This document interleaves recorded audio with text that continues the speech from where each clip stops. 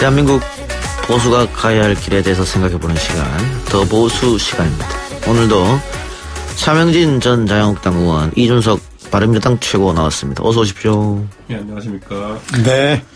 자, 두 분 오늘 나경원 자유한국당 원내대표의 국회 교섭단체 대표연설 들으셨을 텐데. 전 택시 하느라 못 들었다가 예. 그 택시 반납하고 지하철 오는 동안에 다 봤어요. 예. 총평 한번 해보시오. 이준석 최고위원. 예. 뭐 내용에 뭐가 문제가 된다는 건지 봤을 때 단어 하나에 이제 꽂혀가지고 수석 대변이라는 단어에 꽂힌 것 같은데. 예. 제가 기억하기로는 뭐 이 정도 원내대표 교섭단체 연설이야 박근혜 정부 때도 늘상 야당이 비판하면서 했던 것이고. 예. 오히려 나경원 대표 교섭단체 대표 연설 굉장히 평이했는데 그 안에 그 단 하나에 꽂혀가지고 이해찬 대표가 과잉 대응하면서 좀 판이 커진 게 아닌가 이런 생각합니다 저는. 예, 별 문제 없는 발언이었다. 차명진 의원님. 이거 좀 깊이 생각해봐야 되는데 일단은 문재인 대통령이 지난번에 헌법 개정안 내면서 국가 원수라는 그 지위 이거는 없애자고 그랬어요. 그러면은 국가 원수 모독죄 또 없어져야 되겠죠? 예. 좀 이런 부분에 대해서 좀 현재 정부가 정말로 본인들이 스스로 얘기하는 그 촛불 정신 이거를 제대로 지키고 있는가 이런 생각이 되고 또 문재인 대통령이 한 그 어떤 그 정치 예능 프로그램에 나와가지고 땡땡이라는 프로그램에 나와서 그 앵커가 물어봤어요. 혹시 대통령이 되시면 이제 후보 때 대통령이 되시면 상대방이 참 비판 비난을 막 할 텐데 어떻게 하시겠습니까? 다 감수해야죠. 이렇게 얘기했거든요. 그래서 이 점에 대해서 아마 이해찬 당대표가 민주당 대표가 문재인 대통령의 의중을 제대로 반영하지 않는 것 같다. 저는 그렇게 생각이 들어요. 예. 저는 그래서 아까 내가 내용을 평이하다 그랬던 게 사실 그거 돌출 발언이라고 할 수 있는 그거 외에는 사실 다른 거는 크게 고민하고 던진 얘기도 아닌 것 같거든요. 예를 들어 경제 원탁회의 하자 이런 것들 같은 경우에는 저는 경제 정책이라는 거는 예, 경제 정책이라는 거는 사실 여당이든 야당이든지 국민들한테 공약을 걸고 집권해서 그 공약대로 추진하는 것이 원래 그 경제 추진 방향이지. 아니 누가 생각해봐도 한국당이랑 바른미래당이랑 자유한국당이랑 그 민주당이랑 경제에 생각하기 다른데 셋이 모여가지고 극중주의 하자는 겁니까 뭡니까? 이거는 저는 초당적인 원탁회의를 하자는 것 자체가 경제에서 뭘 하자는 얘기인지 저는 모르겠습니다. 예를 들어 소득주도 성장하면서 동시에 낙수경제론 하자는 건 아닐 거 아니에요. 극중주의는 저기 귀당의 안철수 대표가 쓴 말인데. 그래서 돌려 까는 거 아닙니까? 그래서. 그런 거. 네. 하여튼 제가 볼 땐 뭐 대북 특사 보낸다든가 조금 아까 얘기한 경제 원탁회의 한다든가 사실은 현실성이 없죠. 내용 이상해 보니까 네. 전체적으로. 그러니까 저는 오히려 만약 그거에 대해서 그 이해찬 대표가 반응을 너무 세게 안 했으면은 참 내용 없는 연설이다 이렇게 평했을 것 같은데 오늘 그것 때문에 전선이 이상한 쪽으로 옮겨가 붙었습니다. 예. 저도 국가원수 모독죄 언급한 거 또 윤리위원회 해부하겠다. 이 부분에 대해서는 민주당이 좀 오버한 거 아닌가라는 생각을 하면서도 나경원 원내대표가 작정하고 일단 발언을 한 게 아니냐. 그 정도는 아닌 것 같은데 왜냐하면 이게 나경원 대표가 만들어낸 단어가 아니잖아요. 블룸버그 통신 그것도 한국인 블룸버그 통신의 기자가 쓴 거 아니에요. 그죠? 수석 대변이라는 말. 사실은 시중에는 그거보다 더 격한 언어들이 많이 돌아다녀요. 그 점에서 볼 때 그 실제 대북 관계에 있어서 나경원 대표가 그런 용어를 썼지만 그 용어를 쓰게 될 만큼 현재 남북 관계가 안 좋은 게 너무너무 이제 그 심각한 현실이에요. 그래서 아마 이해찬 대표는 이 부분에 대해서 많이 생각해야 될 거예요. 우리가 그 조지 레이코프라고 저 좌파 저희 언어 인지학자가 어떤 언어를 통해서 프레임을 짠다. 이런 거를 얘기했기 때문에 수석 대변이라는 언어가 우리의 어떤 대북 정책을 규정 짓는 프레임이 되면 어떨까라고 상당히 겁을 먹어서 놀래서 그렇게 반발한 것 같은데 이 프레임 밑에 팩트가 있어요. 사실 그동안 쭉 축적되어 온 팩트가 있기 때문에 국민들이 볼 때는 아마 제가 볼 때는 나경원 대표의 그 수석 대변이라는 말이 상당히 설득력이 있게 현재 와 닿는 그런 현실이에요. 그 점을 본인이 이해찬 대표가 좀 분명히 인식하고 우리가 저런 단어, 저런 얘기를 들을 정도라면 이거를 프레임이라고 단순히 비난할 게 아니라 야 우리가 대북 정책 한번 다시 생각해 봐야 되는 거 아니야? 라고 좀 생각해 봐야 돼요. 이 얘기는 아마 민주당 내에서도 좀 나오잖아요. 그렇죠? 아니, 제가 대북 정책 제고하라는 거. 제가 이 판을 이제 민주당이 오히려 키워줬다고 이야기하는 게 차명진 의원은 저보다 더 잘 아시겠지만은 나경원 의원이 그렇게 막 함정을 파고 이렇게 하는 스타일은 아니지 않습니까? 그렇죠. 이게 네. 나경원 의원이 저는 정치적 술수를 부렸다는 얘기를 전 들어본 적이 거의 없어요. 좀 느려요, 한 발. 저는 저렇게까지 표현하고 싶진 않지만은 이게 뭐 의도된 논란이다라고까지 보기는 어려운 게 저는 이분은 원래 뭐랄까 위험 회피형의 인물이지 뭔가 리스크를 거는 스타일이 아닙니다. 오늘 그러면. 보니까 저는 많은 준비를 했고 네. 평상시 스피치하고도 많이 좀 달랐던 것 같은데요? 저는 달랐던 건 느껴지지만은 그렇기 때문에 좀 더 부자연스럽다 생각했거든요. 그러니까 원래 나경원 의원 같은 경우에는 철저하게 위험 회피형 인물로 소문나 있었고 실제로 그렇게 행동해왔고 예를 들어 바른정당 뛰쳐나온다고 했다가 그때 뭐 탄핵한 다음에 나올 것 같이 하다 안 나온 거 그런 것들 보면은 참 보신적인 행보로 유명한 분인데 이런 상황에서 왜 승부수를 던졌을까? 저는 기획된 건 아니라고 봅니다. 근데 이준석 최고위원님 네. 내가 보면 나경원 의원 이번에 모처럼 잘했는데 우리 잘했다고 해줍시다. 저는 뭐 잘한 거 이전에 평가 이전에 잘하려는 의도로 한 건지 아니면 그냥 속기 말로 아까 뭐 뒷걸음질한 표현은 좀 그렇지만은 어쩌다가 이렇게 이해찬 대표가 때려줘가지고 이렇게 찬스가 생긴 건지 잘 모르겠습니다. 어떤 간에 그 정치라는 다 상대적인 거예요. 네, 정치라는 거는 사실은 내가 다 무조건 잘하고 잘해야만 되는 게 아니라 뭐 나도 잘해야 되지만 상대가 어떻게 해주느냐 이거에 따라서 빛이 상당히 달라져요. 우리가 흔히 품격 있는 보수를 바란다 이런 얘기 많이 하는데 오늘 나 원내대표 연설이 좀 품격이 있었습니까? 글쎄 보수가 이제 품격이 있어야 된다는 게 이제 많은 분들이 생각하는데 예, 그 점에서 보면 상당히 나경원 대표가 품격이 있는 편 아니에요? 아니 제가 이런 말씀 드리는 거는 좀 굉장히 많은 준비를 하고 얻은 것처럼 제가 느껴져서. 아니 원래 그거는 즉흥적으로 정치인들이 하지 않아요. 정치인들이 한마디 하더라도 상당히 여러 가지 생각을 하고 꼭 원고로 쓰지 않더라도 평소에 많이 알겠습니다. 생각했던 걸 얘기하기 때문에 이걸 준비했느냐 안 했느냐 이 차원에서 볼 수는 없고. 그래요. 오늘 나경원 원내대표 이야기 중에 또 하나 중요한 게 선거제 개혁안인데 일단 자유한국당이 비례는 다 없애고 지역구로만 하자. 국회의원 수 줄이고. 저는 우선 나경원 대표 입장에서는 그 얘기를 하는 게 자기 부정인 게 17대 때 본인이 비례대표로 입성해가지고 상당히 성공한 여류 정치인으로 성장하지 않았습니까? 그렇기 때문에 저는 뭐 개인적인 소신일 수는 있겠지만은 약간 자기 부정에 가깝다라는 생각을 하게 되고요. 저는 사실 그래도 저도 원래 근데 비례대표제도 별로 안 좋아합니다. 그래서 저 스스로도 그래서 비례대표 출마하지 않은 다 거절하고 했는데 저는 그렇다고 해가지고 지금 사실 선거제도 논의의 핵심은 연동형으로 가느냐 아니면 병립형으로 현재가 유지하느냐를 갖고 논의가 되고 있었는데 거기서 갑자기 판을 깨가지고 자유한국당이 시한에 맞춰가지고 비례대표 없애자라는 안을 들고 나온 것은 과연 논의에 끼고 싶은 생각이 있는 것인가 아니면 그냥 판을 엎으려는 의도가 있는 것인가 저는 그 지점에 있어가지고는 상당히 나경원 대표가 협력의 의도가 없었다 이런 생각하고 저는 깜짝 놀랐던 게 어제 윤영석 의원이랑 제가 라디오 방송하는데 자유한국당이 생긴 자신감이 최근에 있는 것인지 바른미래당과 나머지 그 야당들에 대해 가지고 민주당이 2중대, 3중대, 4중대론을 펴더라고요, 이제 보니까. 근데 이 언어 자체가 사실 최근에 갑자기 나타난 이런 양태인데 저는 무슨 자신감인지 갑자기 모르겠습니다, 저는. 근데 이 문제에 대해서는 그래요. 이제 예컨대 비례대표제와 지역대표 이것을 어떻게 배합을 하고 어떻게 정당성을 부여할 것인가. 원리 원칙대로 정치학을 한 사람 입장에서 볼 때 원리 원칙대로 하면은 그중에 어떤 게 더 낫다 얘기할 수 없어요. 사실은. 그거는 이제 정치학 교과서의 어떤 고전적인 얘기예요. 그러니까 비례대표제가 더 훨씬 더 국민의 뜻을 더 잘 반영한다. 그다음에 지역대표제가 국민의 뜻을 더 잘 반영한다. 이런 것은 틀려요.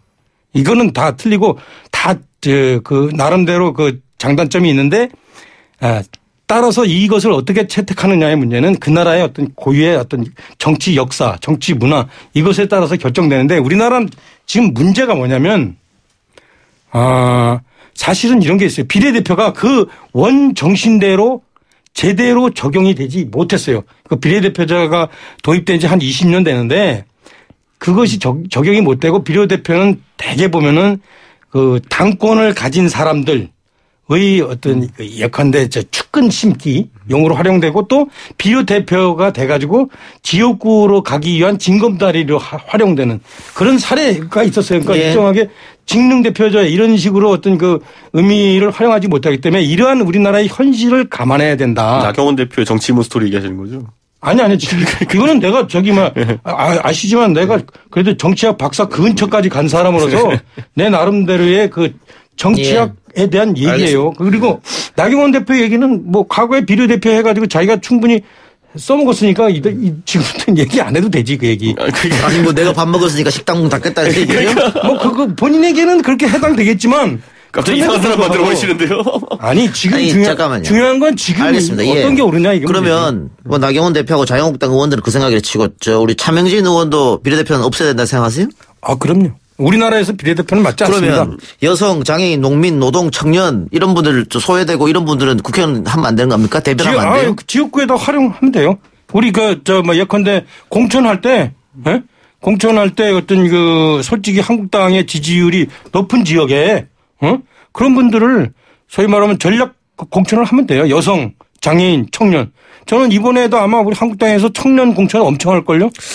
글쎄요. 그게 쉽게 될까요? 기득권 지키기라는 비판이 있습니다. 근데 저는 이제 그것이 뭐 여성, 청년, 장애인 이런 것에 대한 배려의 의미보다 각 당에서 이제 주판을 굴리고 있을 텐데 저는 자유한국당이 사실 수도권 지역 의원들과 영남 지역 의원들의 이해가 많이 갈릴 거라 생각해요. 왜냐하면 지금 시점에서 자유한국당이 뭐 30% 지지율을 갖고 있든 40% 지지율을 갖고 있든 간에 과거의 총선들 보면요. 40% 지지율 들고 들어갔어요. 수도권에서. 그랬을 때 결국 과반득표 실패해가지고 수도권에서 항상 한 2대1 정도로 민주당이 우세했거든요. 예. 예. 근데 그 상황 속에서 지금 선거 다음번 내년 총선은 많은 사람들이 예측하기로 차명진 의원님도 기억나시겠지만 18대 총선 정도의 아주 수도권에서 유리한 상황은 자유한국당에 발생하지 않을 것이다.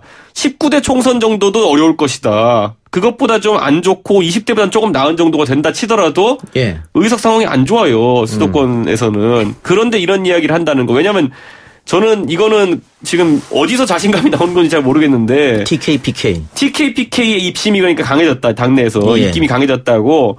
두 번째로는 어제 제가 윤영석 의원님이랑 토론하는데 그분 양산이잖아요. 지역구가. 그러니까 그런 기반에서 이야기하신 것 같고 둘째로는 연동형 비례대표제가 되면은 제왕적 대통령제를 견제할 수 없다라고 이제 얘기하셨어요. 그런데 제왕적 대통령제 견제하는 데는 연동형 비례대표제 하면은 무조건 여소야대가 되기 때문에 예. 훨씬 유리합니다. 그런데 그 상황에서 저는 자유한국당이 소선거구제에서 여소야대를 만들 수 있다는 자신감이 있는 것인지 저는 굉장히 의외다라는 생각입니다. 그거보다는 일인 거예요 지금. 차명진 의원님은 솔직히 수도권에서 내년 선거 힘들 것 같지 않으세요? 일단 제 생각에는 현재 상황은 제가 볼 때 현재의 지지율은 아마 우리가 통상적으로 우세 지역은 이미 이제 유세하고 경합 지역에서는 이제 상당히 경합하는 그런 상황인 것 같다. 그러니까 18대 예를 들었는데 18대는 경합 지역이 아니라 그 지역의 인구 구성이나 이런 여러 가지 계층 구성을 놓고 볼 때 열세 지역에서도 우리 당이 잘 됐어요. 저도 그 덕을 본 건 사실이에요. 그런데 이제 앞으로는 어떻게 될 건가? 21대는 현재까지는 제가 볼 때 하여튼 경합 지역에서는 이제 해볼만 하다. 이 상황이 왔는데 지금 한국당에서 이 소위 말하면 다음 선거에 대해서 유불리를 분명히 따지겠죠. 따지는데 한국당은 제가 볼 땐 이런 것 같아요. 다음 선거에 우리가 무슨 50% 이상을 못 먹을 수 있다. 그런데 문제는 현재의 제대로 가면은 현재 저희가 볼 때는 민평당 그다음에 정의당 등이 상당히 어느 정도 표를 가지면서 민주당과 합해서 상당히 일단은 과반을 넘고 그럴 수 있겠다. 그러면은 사실 다음에 이게 이제 우리한테 불리하게 작용하지 않느냐. 그러니까 우리가 이길 거냐 질 거냐고 상관없이 그런 생각을 하고 아마 지금 한국당에서는 지금 앞으로 이제 이럴 거예요. 바른미래당에게 이제 결단을 할 때가 왔다. 이렇게 요구를 할 겁니다. 그러니까 바른미래당이 제가 볼 때는 점점 일정하게 이제 이 키를 쥐게 되고 바른미래당이 행동을 결정을 해야 될 때가 왔어요. 아니 바른미래당이 키를 쥐고 행동을 할 때가 왔다고 하면서 이거 바른미래당 손학규 대표가 단식까지 하면서 비례대표제 연동형 해야 된다고 했는데 그거 없애자고 그렇게 하면 코너로 몰면서 뭘 키를 친다고 말씀하시죠. 바른미래당 현재 두 가지 서로 일적인 요소들이 합쳐져 있어요. 그래서 손학규 대표가 이끄는 과거 국민의당 계열, 뭐 국민의당 계열 중에서도 뭐 이현주 의원 같은 경우는 아니지만 그런 분들이 사실은 솔직히 지금 민주당하고 상당히 가까워요. 한국당 관계보다. 하지만 바른정당 출신들은 실제 내용적으로 한국당과 가까워요. 이게 이미 우리가 이제 최근에 한국당 전당대회를 거치면서 탄핵에 대한 문제들은 상당 부분 청소가 됐어요. 그래서 이제 제가 볼 때는 바른미래당에 있는 바른정당 출신들이 결단을 할 때가 왔어요. 제가 볼 때는. 그래서 그럼 바른미래당 그래서 이 선거도 이 선거구제도 그 차원에서 재해석을 해야 됩니다. 바른미래당 최고위원 나왔으니까. 네. 예. 저 요즘 택시 하나 최고위에 못 나가요. 아니 지금 바른미래당 내부에서 이 선거제 개혁안에 대해서 조금 의견이 갈린다 이런 얘기가 있던데. 아니요. 개혁안에 대한 의견보다도요. 패스트트랙에 대한 의견이 많이 갈려요. 패스트트랙. 그러니까 패스트트랙에 대해서 제가 이제 실명을 거론하긴 그렇지만은 바른정당 출신의 최고위원, 실명이나 마찬가지네. 하태경 의원 같은 경우에는 패스트트랙을 꼭 해야 되느냐라는 취지로 이제 이야기를 하는 거고, 실제로 바른정당 출신 인사들 같은 경우에는 사실 선거제 개혁이라는 게 지금 패스트트랙에 얹어놓는다 하더라도 지금 자유한국당과의 어떤 협의나 이런 게 없는 상황에서는 나중에 선거 코앞에 두고 표결을 할 수 있을지 없을지도 모릅니다. 그때. 그때 국회가 안 열려가지고 표결을 못 할 수도 있어요. 그러니까 저는 굳이 패스트트랙에 태워가지고 정쟁을 유발하고 또 제 생각에는 극한 대립구도를 만드느니 협상을 끝까지 하자라는 취지거든요. 보면은. 그럼 하태경 의원은 패스트트랙 하지 말고 계속해서 자한당하고 협상하자 이 얘기를 하는 거예요? 근데 저기 자한당에서는 비례대표제를 없애자고 하고 있는데 협상이 되겠습니까?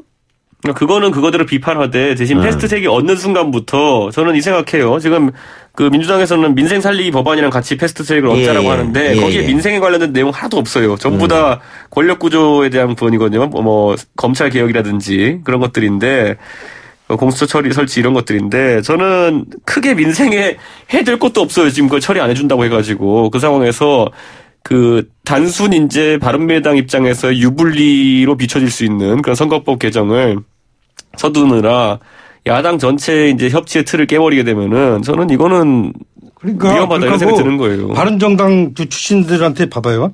지금 그 비례대표가 나와봐야 그게 바른정당 출신 의원들한테 무슨 도움이 돼요. 손학규 대표가 자기가 비례대표 공천하는 데만 더 도움이 되지. 현재 바른정당 계열의 그 바른미래당에 있는 의원들은 다 지역구 출신이에요. 그러면은 연동형 비례대표제 해가지고 지역구를 줄이는 게 나아요? 아니면 지역구를 현재 상태로 유지하는 게 더 나아요? 그 후자가 훨씬 낫거든요. 아니 그건 결국은 정치적으로 계산하는 거 아닙니까? 그러니까 어떤 제도가 더 좋은지. 조금 아까 유불리를 얘기하니까.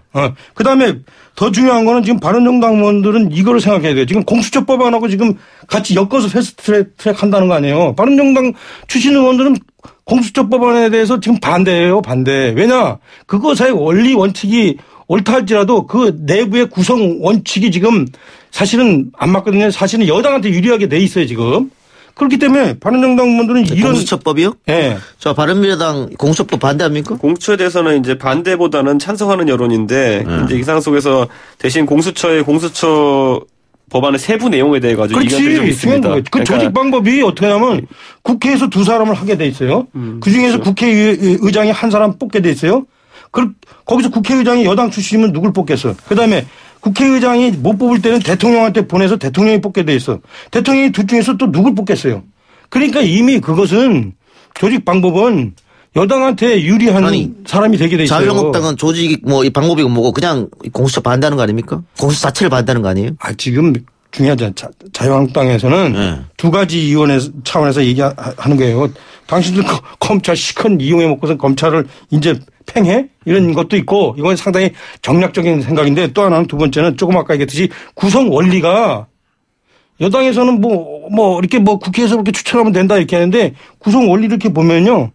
여당에서 추천한 사람이 공수처장이 되도록 돼 있어요, 지금. 그러니까 지금 이게 이름만 공수처라는 걸 공유하고 있는 거지 각 당이 생각하고 있는 공수처의 운영 방식이나 아니면은 선임 방식 자체가 굉장히 다르는 거죠. 그러니까 그 안에서 뭐 자유한국당은 큰 틀에서 공수처 자체를 반대하고 있는 이유가 아마 모든 안이 마음에 안 들겠죠. 그 안에 있는 것들이. 근데 바른미래당은 예를 들어 야당의 어쨌든 그 공수처 인원 선임에 대한 권한이 좀 강화되는 형태로만 가면은 받아들일 수 있는데 그게 지금 안 보인다라는 것. 그리고 아까 차 의원님 말한 것처럼 공수처를 만들겠다는 건 지금 검찰 조직이 하고 있는 것들이 상당히 잘못된 행동들을 하고 있다는 그런 가정하에 하는 것인데 지금 문재인 정부 검찰 아닙니까? 그런데 최근에 일련의 행동들에 대해서 검찰이 오히려 잘못하고 있다고 판단하는 것인지 물론 이제 시스템적으로 다시는 잘못된 일이 반복되지 않게 하기 위해서 공수처를 만든다라고 하겠지만은 아주 위험한 새로운 시도가 될 수 있거든요. 근데 국민 여론은 공수처를 만들자고 하는 게 더 큰 것 같은데. 아니 저도 동의해요. 동의하십니까? 네, 동의하는데 지금 공수처를 만들고자 하는 계기가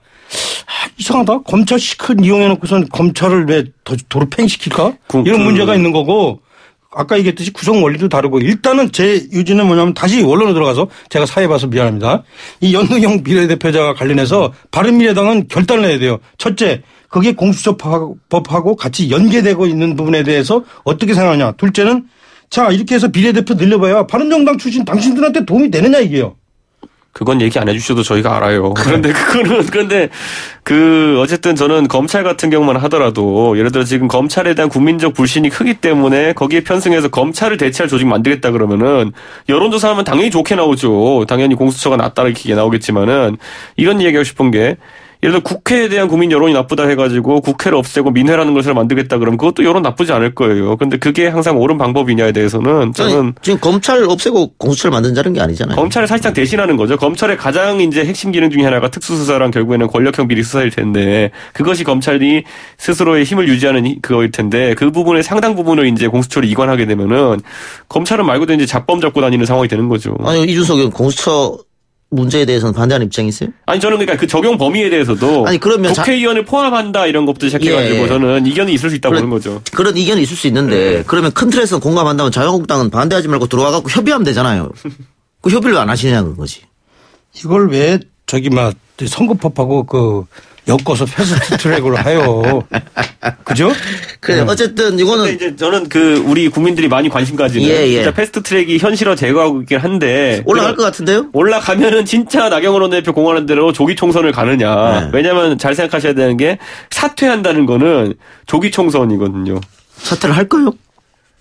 그것도 제가 봤을 땐 자유한국당이 주판 굴리고 있을 것이다. 은근히 왜냐면은 그 조기 총선의 명분이 만약에 그 국민적 반대가 있는 비례대표제 유지를 하지 않기 위한 것이라고 이렇게 또 프레임을 잘 잡으면은 지금의 약간 상승한 지지율과 더불어가지고 해볼 만한 선거라고 판단할 수 있는 거거든요. 지금 국민들은 내가 하나 얘기해 주는데 국민들은 연동형 비례대표가 뭔지 몰라요. 나도 잘 몰라. 내가 정치학 전공했는데. 그런데 국민들은 국회의원들이 지금 잘하지 못하고 있다. 국회의원 수를 늘려? 자 그게 이슈화돼 보세요. 저는 국민들이 찬성 안 합니다. 자유한국당 의원들이 당연히 총사 때는 안 할 거라고 보고요. 또 지금 이 시점에서 총선을 한다고 해서 자유한국당이 유리할까? 지금 얘기했잖아요. 지금 여당이 소위 말하면 기생 정당들과 합쳐서 국회의원 수를 늘리려고 합니다. 이게 국민들한테 먹혀 들어간다니까요. 그 기생정당이라는 게 민주평화당과 정의당을 기생정당으로 하시는 거예요? 아니 또 이렇게 또 방송에서 그렇게 물어보면 어떡하고 예를 들어서 만약에 이게 이제 만약에 그야말로 윤영석 의원은 아류정당이라고 하셨어요. 선거 국면으로 들어간다면 아마 이런 이제 홍보가 들어갈 거다. 그래서 나는 계속 그 얘기하는 게 바른미래당에 가 있는 그 바른정당 분들이 결단할 때가 됐어요. 첫째, 저희 당신들의 대표는 지금 당신들을 대변하고 있지 않다. 둘째, 자유한국당 이제 다 열려 있습니다. 우리와 당신들 사이에는 벽이 없어요. 지금 뭐 하는 겁니까? 지금 선거 1년 남았는데. 저를 결단널 이길 딱 하나의 요소는 안철수의 귀환일 겁니다. 아마 보면. 그래요. 그 방금 기생정당이라고 했던 것은 다른 정당을 또 지지하는 많은 분들이 계시니까요. 아니 이제 만약에 이제 상황이 되면. 차명진 전 의원의 개인적 견해였고요. 그 기생이 아니라 다른 기생하는 이라는 의미겠죠. 그렇게 제가 그 말로 드린 거예요. 무슨 생각하신 거예요? 저는 아닙니다. 그 기생은 저는 아니겠지. 아니에요. 그래요.